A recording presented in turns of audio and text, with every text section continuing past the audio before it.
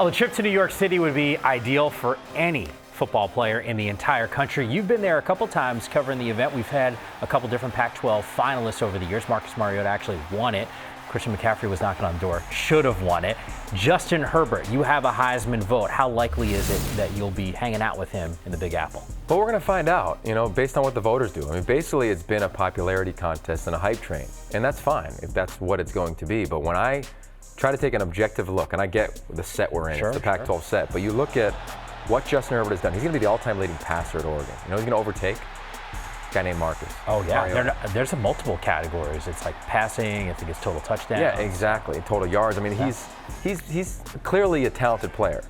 In addition, almost every weekend I've talked to somebody from the NFL, a scout, general manager, and I've asked them all the same question. Who's your top quarterback?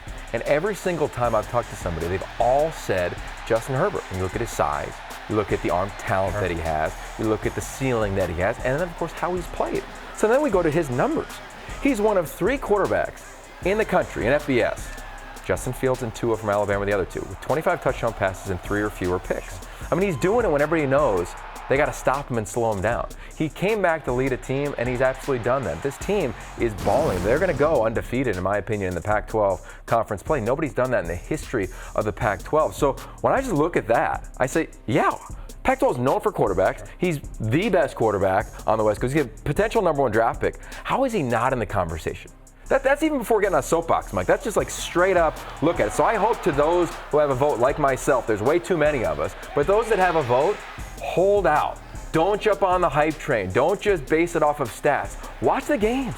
Watch the Pac-12 title against Utah. And if he earns it that night, then give him your vote and send him to New York City.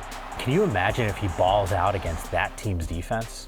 I mean, then if you don't invite him, then you're ignorant. Then you're not watching Utah's defense. Because I look at every player on Utah's defense, they're going to find their way into an NFL training camp. Every starter, mark it down and chart it off for the next couple of years. Some will get drafted in the first round, some will be free agents, but he will potentially be playing against the best defense, not only in this conference, but I'd put Utah's defense against any defense in the entire country. So to the voters, pump the brakes and just watch the tape.